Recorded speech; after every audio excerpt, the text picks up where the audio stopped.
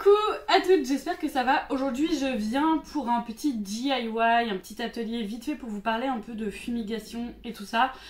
Donc j'ai mes petites plantes de jardin, j'ai ma verveine, j'ai ma menthe, j'ai aussi un petit bâton que j'ai fait, j'ai de la sauge. Je vous en ai déjà parlé mais je redis les choses quand même.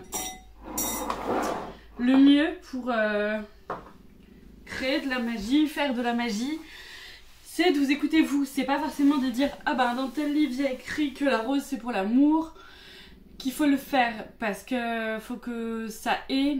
On dit l'intention, c'est l'intention qui compte. C'est vrai. Si c'est quelque chose qui vous parle, il faut le faire. Si c'est quelque chose qui vous parle pas, c'est pour ça que moi j'ai mis la liste des correspondances. J'ai mis des fiches pratiques très factuelles des plantes sorcières, très factuelles des planètes, des choses comme ça maintenant. Bon, les planètes c'est pas tout à fait la même chose parce que ça peut pas trop changer, mais bon voilà, vous avez compris. Le mieux c'est de faire en fonction de vous, de ce qu'il y a à côté de vous, de peut-être aller méditer à côté d'une plante ou de demander si vous pouvez prendre une plante, de méditer avec, tout ça. Enfin voilà. Le mieux c'est de faire ce qui colle à vous. Vraiment. Aujourd'hui, je voulais simplement vous montrer comment on utilisait des résines, un charbon et de l'encens qu'on a fabriqué soi-même surtout. Alors, j'ai pas réduit en poudre mes plantes. Mais le mieux, c'est quand même d'y aller avec un pilon. Bah, je peux le faire d'ailleurs. De prendre des plantes. Merci petite verveine. Et de... Tchouk.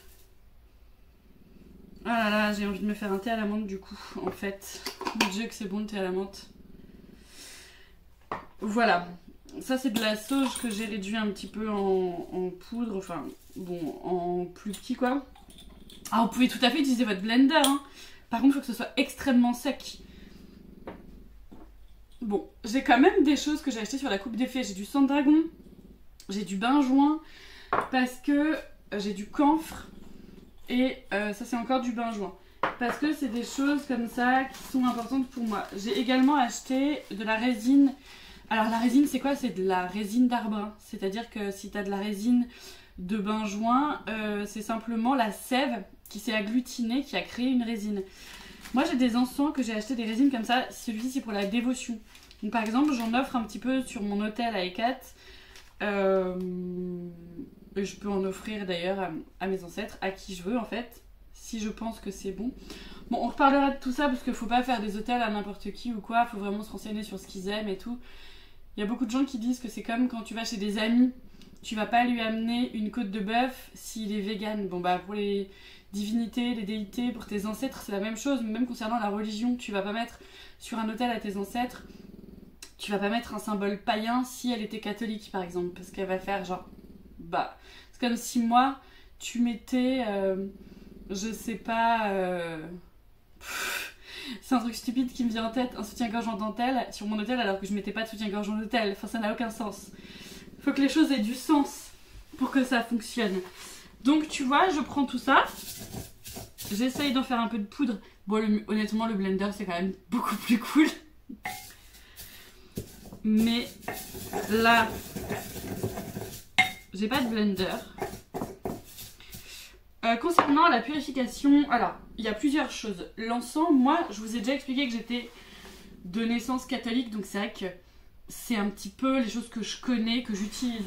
Donc vous faites comme vous le... Voilà, comme vous, ça vous parle, quoi. Pour moi, l'encens... Tac, tac. Pour moi, l'encens, il y a plusieurs...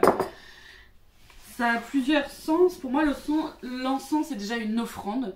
Quand tu vas à l'église, l'encens, il purifie et il donne aux esprits des choses. C'est pour ça que je fais attention, que j'essaye de ne pas faire brûler de la sauge, de la sauge tous les 4 matins, ou que j'essaye de ne pas mettre du sel tous les 4 matins, sauf si vraiment j'ai besoin d'une protection incroyable.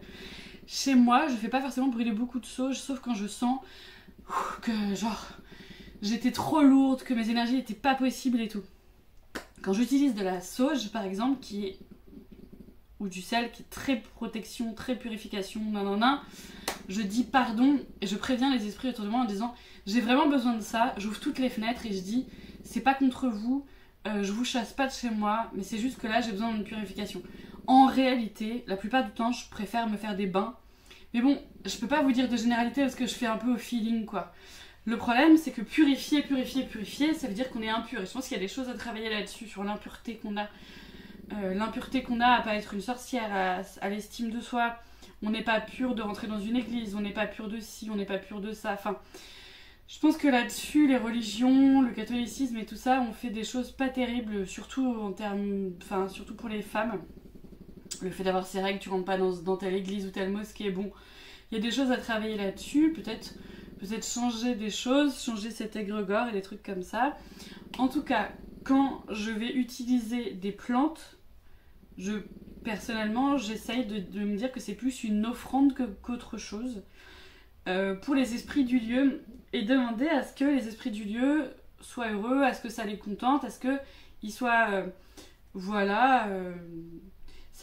comme c'est des plantes de mon jardin pour la plupart du temps, sauf les petites comme ça là, bah je me dis, je ramène un peu de mon jardin, de l'esprit des plantes de mon jardin dans ma maison, c'est une espèce de liaison comme ça, tisser des liens et tout, bon, voilà, après vous faites ce que ça vous parle quoi. Bon, après je dois vous avouer un truc qui est un peu vrai, et je dis pardon et tout aux esprits, mais j'adore le bain joint et l'odeur, et j'avoue que du coup, c'est pas ouf, mais bon, c'est comme ça. Bon, évidemment, on ouvre les fenêtres à fond. Donc simplement, comment ça marche? Moi, en général, ce que je fais, c'est que ma petite poudre, elle est dans un bol. Bon, aujourd'hui, je la mets là parce que je suis avec vous. En général, ce que je fais, c'est que je coupe en deux le charbon, ou en pas beaucoup, parce que j'ai pas envie qu'il dure des heures, et surtout, c'est un peu plus écologique de l'utiliser pour plusieurs fois, et économique aussi, c'est vrai. Ensuite, pardon, je vous bouscule.